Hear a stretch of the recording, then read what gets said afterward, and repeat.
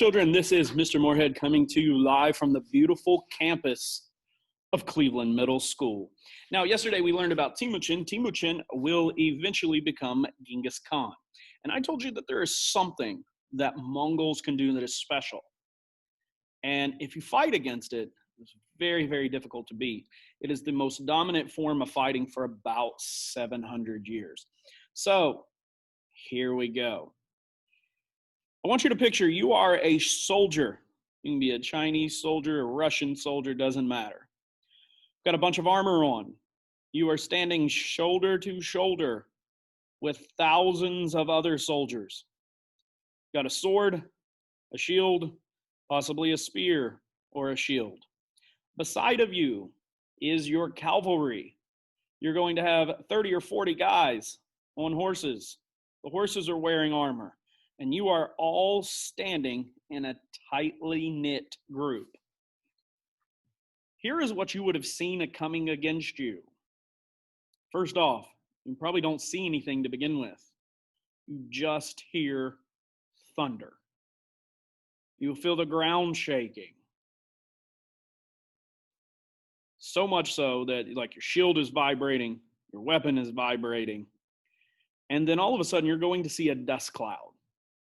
And this dust cloud is all around you. It's in front of you, it's behind you, it's to the sides. And all of a sudden, this thunder, this shaking stops.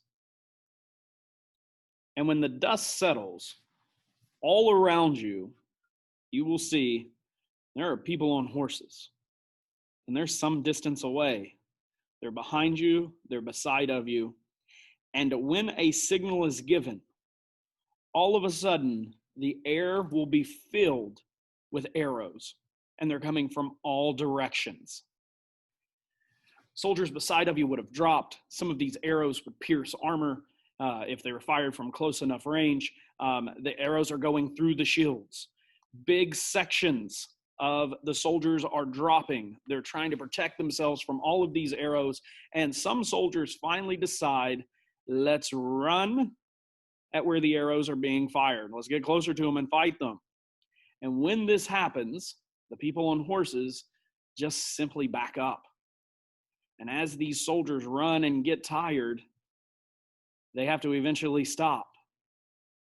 And then the horses turn around. What the horses will do from there will be just as devastating as all of the arrows. Guys, what I just described to you is about the typical Mongol battle.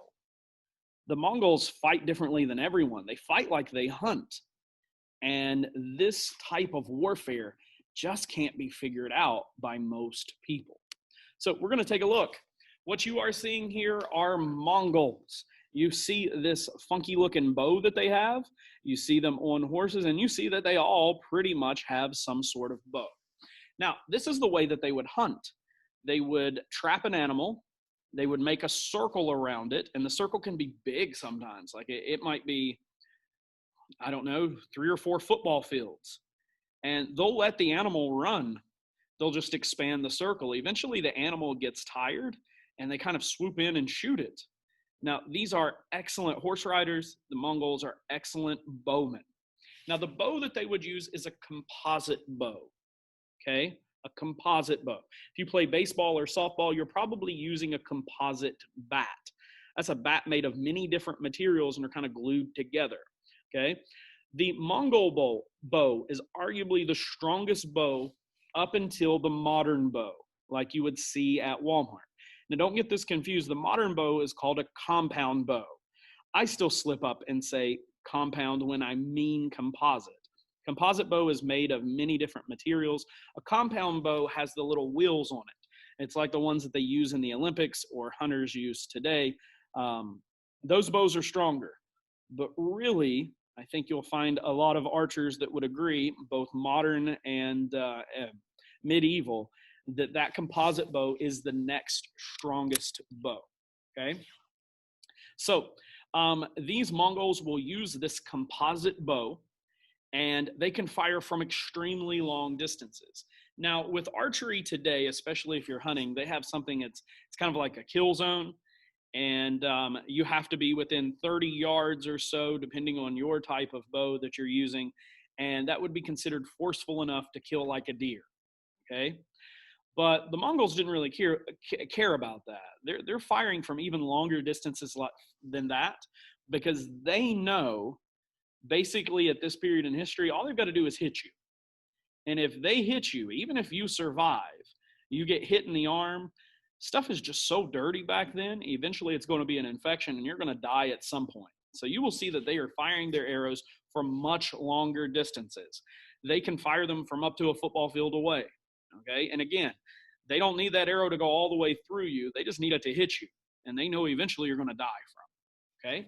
Now, the next thing, when they combine this bow with being on horseback, like they're super mobile and they can shoot rapidly. Okay. So here is this horse. We can see it there. I'm going to go back one more slide, and I'm going to talk a little bit more about firing the horse, or firing the bow and arrow off of the horse. So compared to China, like China's really crowded. Mongolia is not.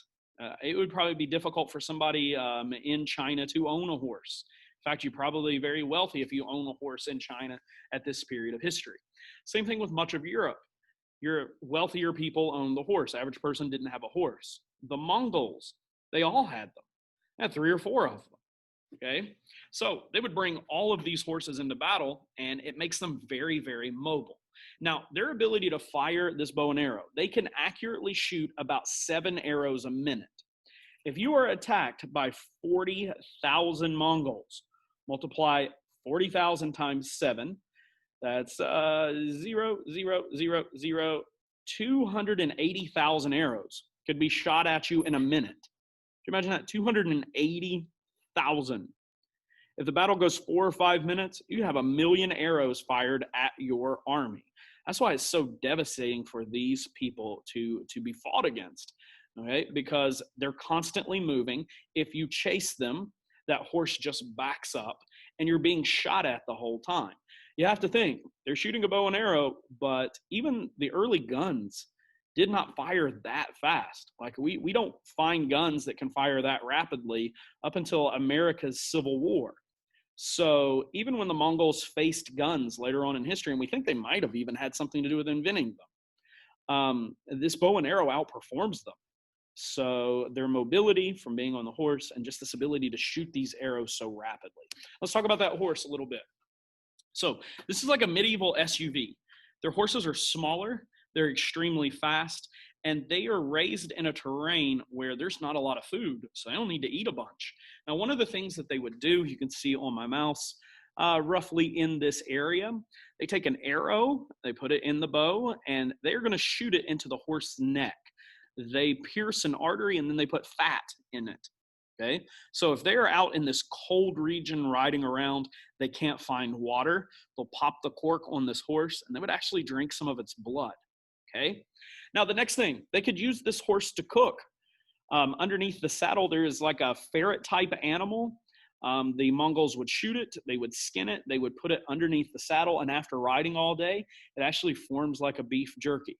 Okay, so they can use them for drinking, they can use them for fighting, they can use them to cook, and these horses are abnormally good at swimming. We know that if you latch several of them together, they kind of function as a boat. They could float things across like moderately wide rivers. And I can't take them into the ocean, nothing like that. But most horses, I don't know if you've had horses, they really fight when they get into water, and they're not going to be around other horses. These seem to take to the water okay. So for short distances, they can work like a boat. This is a kind of a medieval tank, a medieval SUV. Okay, the next thing, we talked about all of the arrows and how they did this. What their goal was is to get your army to break up, because armies sometimes could defend themselves if they stayed really close together. But what would often happen is you get so frustrated at being shot at, you chase after the horse. Now, you're in heavy armor. The Mongols basically wore leather. They didn't armor themselves a bunch. Leather is a type of armor. Think of a baseball glove. You can catch a 100-mile-an-hour fastball in a baseball glove, and it doesn't necessarily hurt. So leather is a type of armor. It's a weaker armor than metal, but it is light. So they're interested in making themselves very light and being able to move around very easily. Now, what they would do is once they have got you to chase them, they'll make you think they're losing because they're running away from you. And once they sense you are getting tired, they then turn around and they will take that horse and they'll use it like a battering ram. They will run you over with the horse and just crush you. Or they will just ride near you and drop down and sling one of their swords at you. So, other archers couldn't match this expertise. Their bows and arrows didn't fire as far. This was just a really difficult thing to fight against. Um, the weakness of the Mongols are fighting against castles, fighting against a stationary area, a fortified area. But if it's in the open battlefield, the Mongols win almost every single time. Okay? They're also known for being brutal. They killed off entire groups of people. You got to remember, for a good part of their history, they had short lifespans and value life like everyone else. So there is story after story of these weird executions they do to people. If it's a small group they're taking over, they just kill the whole group. If you look roughly about the Afghanistan area, that area used to have a massive empire. There used to be millions and millions of people live there. It's called Khwarazm. And even if you look to this day, there are not that many people there. That's the Mongols largely killed them off. We have a group of people called the Magyar. These are modern day Hungarians. This is not too far from Germany. Okay. That group of people, we believe that they probably came from Central Russia. They were so scared of the Mongols, they packed up their stuff and just left. So we know that the Mongols are super brutal. It caused some people just to instantly give up, or it caused some people just to leave. And it allowed them to take over even more areas. One very quick, brutal story. There was an area taken over by the Mongols, and they started to run out of arrows. What they would do is pack their horses full of extra arrows. It looked like they're carrying a big bale of hay. It's actually arrows. So they're running out of supplies. So some Mongol soldiers, a detachment of soldiers, are sent to a nearby trading post. The trading post sees that they're Mongols, and they put their doors up, or put their gates down. And a lot of the soldiers and people with inside of this trading post went to the top. It looks kind of like a castle. The Mongols yell at them, "Hey, we need supplies. Give us these supplies. We will pay for them later." And people started throwing tomatoes and things at the Mongols. Well, the Mongols just left. A couple days later, surrounding the fort, 40,000, 50,000 Mongols, and they say, "Open up or you will be destroyed." A trader passing through later on wrote that he's going to this trading fort and he notices the area is kind of flat and barren. That's what it should be. But all of a sudden, there's all these trees everywhere. And he approaches, and as he gets closer, he notices and can smell that those aren't trees. The Mongols beheaded everyone in there and then put their heads on spikes and left a message. Hey, this is what happens if you refuse to do what we say. So I could go on for brutal story after brutal story. They're all over history. So they are known for being brutal, and this defeated a lot of people before the battle even started. They're just scared of these Mongols if they were actually taken prisoner. So now you know what the Mongols can do. And this is how they take over a massive chunk of the world. When Genghis Khan dies, he actually dies, we think, by falling off of a horse. When he dies, he splits this massive empire into 4 sections for his sons.